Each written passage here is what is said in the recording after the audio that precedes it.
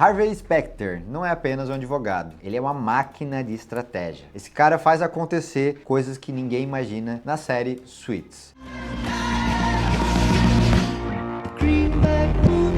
E se você acredita que isso não passa de uma ficção, eu tenho certeza que você está enganado. Porque a gente pode tirar dessa série milhões de lições que fazem a diferença nos negócios de qualquer lugar do mundo. E aqui eu vou te separar as principais que eu acredito que vão fazer a diferença no seu negócio também. Se você chegou até aqui agora, me chamo Luan Tavares, sou sócio e cofundador da empresa CIS Contabilidade Online, uma das empresas de contabilidade que mais crescem no Brasil. E eu escolhi essa série pra gente conversar, porque ela foi uma das que inspiraram muito eu empreender durante o momento que eu já estava empreendendo. Então eu utilizei muitas coisas que tinham lá no meu dia a dia. E cara, hoje eu vim trajado pra gente falar sobre Harvey Specter e destrinchar aqui as grandes estratégias desse cara que eu já uso no meu dia a dia e você também pode usar no seu. Vamos lá? A primeira lição é objetivo muito claro. Então se você está assistindo a série ou já assistiu, você vai lembrar que ele tinha como grande objetivo colocar o nome dele na parede, né? O sobrenome dele na parede do escritório. Mas isso pode parecer primeiro uma lição de ego, né, pô, quero aparecer, e não é sobre isso. Ele sabia que ter o nome dele na parede iria diferenciar na cidade que eles estão, que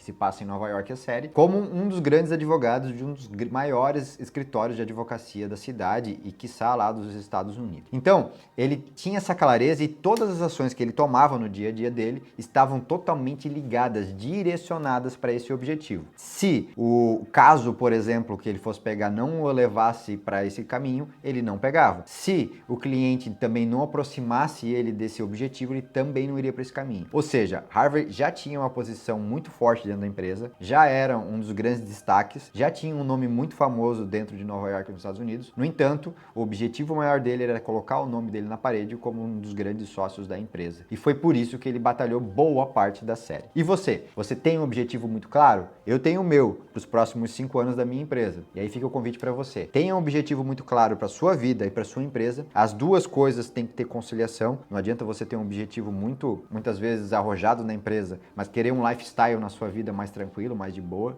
que você não vai alcançar o seu objetivo. Então, primeiro é clareza. Meus objetivos pessoais com os meus objetivos empresariais, eles têm ligação um ao outro? Eles levam para os mesmos caminhos? Ok, todas as ações que eu vou começar a tomar a partir de agora, eles têm que levar para esse objetivo. A segunda grande lição é ter pessoas boas ou até excelentes, se você puder, do seu lado. Não sei se você lembra, já no primeiro episódio da série aparece o Mike, um jovem promissor com uma memória fotográfica, que o cara não esquecia nada e sabia, conseguiu comprovar isso pro Harvey em poucos minutos. Fato é, óbvio, né? Vamos lá, nem vamos entrar nesse mérito, mas o Mike não era advogado ainda, né? Ele precisava se formar advogado. No entanto, o Harvey conseguiu entender do potencial que aquele garoto tinha e trouxe ele para perto para poder ser um orientador e ter essa pessoa muito próxima dele para ajudar nos casos, para também colocar um jovem brilhante para brilhar ao lado dele. E o outro personagem que você vai lembrar é a Donna. A Donna era sua super assistente. Ela não era só uma assistente, cara, ela sabia tudo. Ela entendia principalmente os detalhes. Ela sabia a hora que o Harvey ia chegar, a hora que ele ia sair, o tipo que como ele se comportava, o jeito dele, se ele estava estressado, se ele estava calmo, se ele estava objetivo. A Donna preparava tudo, deixava o escritório pronto, organizava agendas, sabia como o Harvey se comportava. Ou seja, o Harvey delegava funções que não eram essenciais para o dia a dia dele para a Donna, para poder estar focado no seu maior objetivo. E a Donna assumiu esse papel de uma forma muito excepcional, sendo uma assistente que mesmo sem aparecer, com certeza mudava totalmente os resultados dos casos do Harvey. Harvey, ele sabia disso tudo, então teve um dia que a Donna pediu demissão e era um momento muito difícil do escritório, do momento que o Harvey estava vivendo. As coisas estavam basicamente pegando fogo lá. E aí foi nesse momento que ela também não quis mais ficar lá por motivos, enfim, pessoais. E aí o Harvey foi atrás dela, conseguiu trazer lá de novo, mas deixou muito claro o seguinte: você não é só uma assistente, você não é só uma secretária, você é a melhor em tudo que você faz. Ou seja, ele sabia o quão ela era importante e também fazia questão de demonstrar isso para as pessoas que estavam próximas, mas que mereciam isso também. Se a pessoa não merecesse, ele não ia trazer ela para perto dele. Agora, o que isso a gente pode trazer para o nosso dia a dia? É ter pessoas boas do nosso lado. Eu sei que é difícil trazer pessoas boas para o nosso lado, mas quando a gente trazer, a gente treiná-las, capacitá-las, orientá-las e também dar o devido reconhecimento para que elas assim permaneçam ao nosso lado. A terceira lição é o competidor interno. Olha, eu não sei se você lembra do Louis, cara,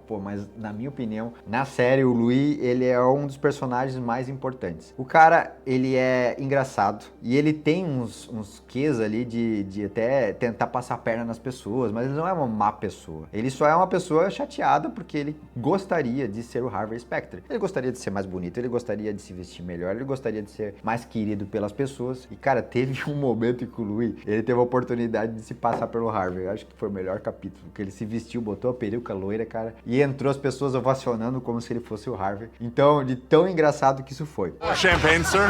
Are you out of your fucking mind, Jeeves? More everything!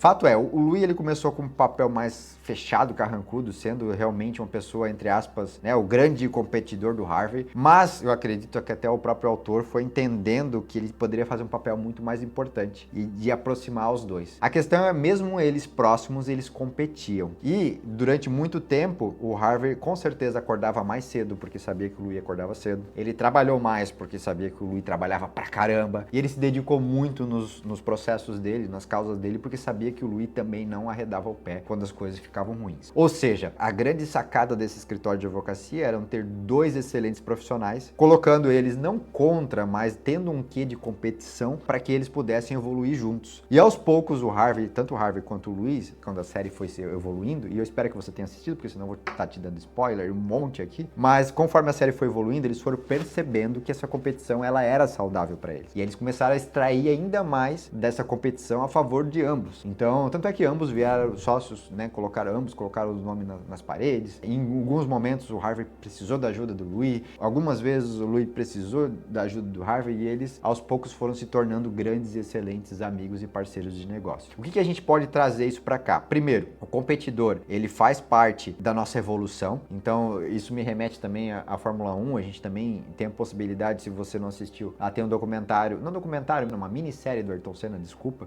que saiu no ano de 2025, onde você pode ver a rivalidade que ele tinha com o Alan Prost. Só que o Senna, ele falou que várias vezes ele teve a possibilidade, ele ganhou, ele teve uma ânsia a mais, ele teve um quê a mais para vencer, justamente porque ele competia com o Alan Prost. E vice-versa também era verdade. O Alan Prost já era um campeão, já tinha seu posicionamento na Fórmula 1, já era um cara que tinha os fãs, mas quando chegou o Ayrton Senna fez ele sair da zona de conforto. Então essa competição entre eles se tornou saudável. E se você puder ver também essa minissérie, você vai ver que eles sabiam que eles competiam, em alguns dos momentos eles tiveram rivalidade, até de trocar porrada, vamos dizer assim, soco, mas em alguns momentos eles também percebiam que era importante um estar competindo o outro para evoluir o outro. Agora a pergunta que fica para você é: quem é seu competidor? Cara, quando eu abri minha empresa de contabilidade na minha cidade, por mais que é uma empresa de contabilidade online, é normal a gente buscar alguém para competir. E porventura, no mesmo ano, abriu mais uma empresa de contabilidade online na minha cidade. E, cara, pode ter certeza que eu levantava mais cedo porque eu achava que aquele cara tava acordando cedo para ir trabalhar. Trabalhava mais, me dedicava mais, fazia mais vídeo para colocar na internet, fazia novos conteúdos, porque eu via os conteúdos que o cara tava colocando lá e falava, pô, eu não posso perder para esse cara. Posso perder para qualquer um, mas não posso perder para esse cara. E esse cara, ele nem faz ideia disso. Infelizmente, a empresa dele não existe mais hoje, né? Eu ganhei, mas seria bom se ele tivesse continuado, com certeza. Mas,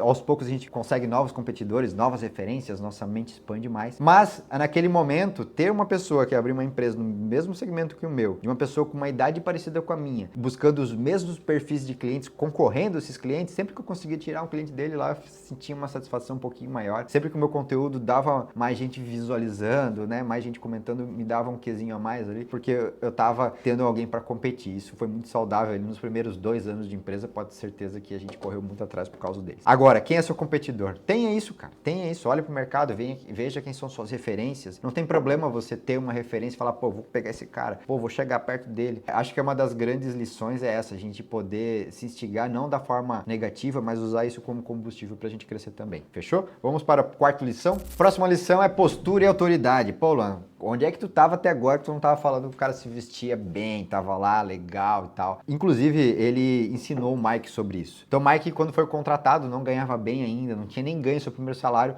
foi lá e comprou os primeiros ternos. O Harvey chegou pra ele e falou, cara, esse negócio você não vai vestir aqui comigo, não. Não pode nem entrar nessa porta vestindo esse troço aqui. E olha que era terno e gravata, cara. Não importa. Vou te levar no lugar certo. Pô, Harvey, não tem dinheiro. Se vira, cara. Se vira, mas tu vai ter que usar roupa decente. Didn't I tell you to get some better suits? I spent $500. For how many suits? 5.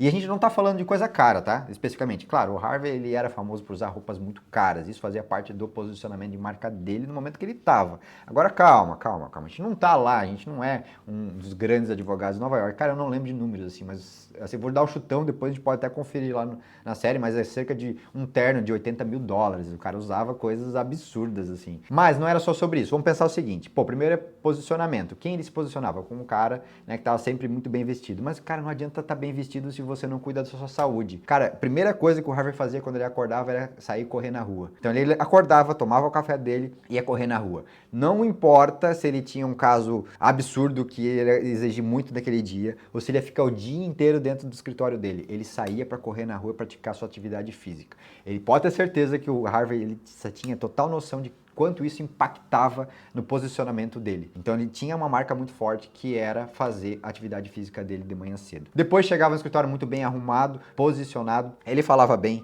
ele tinha tom de voz organizado, ele sabia como ele falava. Inclusive tem uma frase muito famosa que a gente vê por aí que é: cara, não aumente seu volume de voz, melhore seus argumentos. Ele falou isso e é uma das frases que as pessoas usam pro dia a dia. Então não adianta berrar, esbravejar, melhore seu argumento, seja melhor posicionado, tenha uma posição muito legal. E cara, assim, além de tudo isso, ele era boa pinta, né? Então ele sabia lidar com as pessoas. Outra coisa que eu achei muito legal no episódio, que foi quando tinha um cliente mais puto da cara, que sei lá o que tinha acontecido, não lembro, faz tempo que eu assisti. Mas a secretária chegou toda assustada: pô, Harvey, o cara tá aí, não sei o que, porque ele tá te esperando há não sei quanto tempo e tá lá na sala, não sei o que. Deixa que eu vou lá falar com o cara. Chegou pra falar com o cara, entrou na sala e falou: tá, qual que é o problema? Não, porque eu tô te esperando, porque tu não sei o que, porque não é tu que é o cara, não sei o que. Ele falou assim: cara, primeiro, eu escolho quem eu quero atender. Primeira coisa. Se você tá desesperado, tem milhões de advogados que você pode contratar. Primeiro, eu preciso saber quem é você, qual que é o seu caso, pra saber se eu quero atender você. Ou seja, o posicionamento dele era muito importante. Lembra do primeiro item? A clareza do objetivo. Se o caso não levasse ele para o objetivo final dele, ele não pegava. Então, isso entra na questão de postura, isso entra na questão de autoridade, sim, também. Como você está se comportando, isso é uma extensão da sua empresa. Como você se comporta, como você se veste, qual é a imagem que você quer passar. Nada passa despercebido aos olhos. Muito pouco da nossa comunicação, ela é verbal. Ou maior parte da nossa comunicação, ela é nossos gestos, nosso posicionamento, como a gente se comporta. É assim que as pessoas fazem a leitura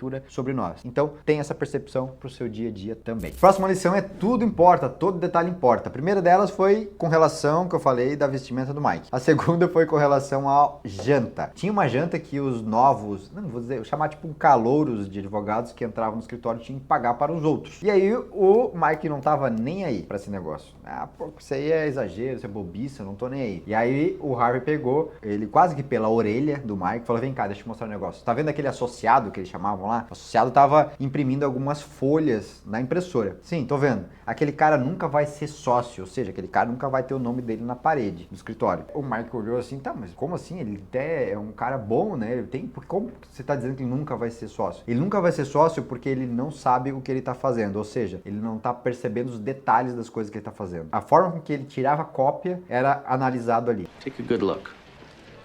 He's never gonna make partner. He doesn't get that doing good work isn't the whole job. Isso quis dizer o seguinte: Mike, você vai pagar essa janta e você vai pegar a melhor janta que você puder dentro das suas condições. Isso é tão importante quanto qualquer coisa. Então, ele deixou claro pro Mike que isso fazia diferença. Se você percebeu também, ele pagava alguns almoços de forma estratégica para alguns clientes, para algumas pessoas que estavam com ele. Ou seja, ele queria sempre que pudesse, e para pessoas que fazia sentido, demonstrar que ele estava numa posição de liderança. Ele era o líder ali, ele estava comandando o jogo, ele era quem tinha os caminhos. Então, ele se importava assim como ele se vestia, ele se importava como ele se comportava, ele se importava como ele se posicionava, qual carro ele usava, como ele chegava nos lugares e como ele saía. E qual era a impressão que as pessoas iam ter a partir da visão que eles tinham olhando para ele em algum momento. Agora, aquela lição que fica é o seguinte: como você quer se posicionar, todos os detalhes importam e, como eu já falei, as pessoas, elas não prestam atenção só no que você fala, mas como você se comporta e qual é o jeito que você transmite a mensagem que você quer passar. No final, o que que fez Harvey Specter ser uma lenda não foi apenas a capacidade de resolver casos, de ganhar muito dinheiro e ser um grande advogado, mas sim a capacidade que ele tinha de prestar atenção nos detalhes, entender como unificar as coisas, encaixar as peças para que o levasse para o próximo passo perto do seu objetivo. Agora me conta aqui nos comentários quais foram dessas lições que a gente passou aqui que mais fez sentido para você e para sua vida e qual foi, porventura, alguma coisa que você viu na série que ficou faltando nesse vídeo que você pode passar para as outras pessoas. Com certeza, eu e outras pessoas vamos gostar de saber também. Fechou? Então fica meu convite para você se inscrever aqui no canal, que toda segunda-feira às 19 horas tem vídeo novo por aqui. A gente fala primeiro sobre estratégia, que foi um vídeo falando sobre estratégia, liderança e vendas. Se você tem empresa, se você tem um cargo de liderança ou ainda você almeja dar o próximo passo na sua carreira, aqui é o seu lugar. Eu te espero aqui toda segunda-feira às 19 horas. Até semana que vem. Um abraço.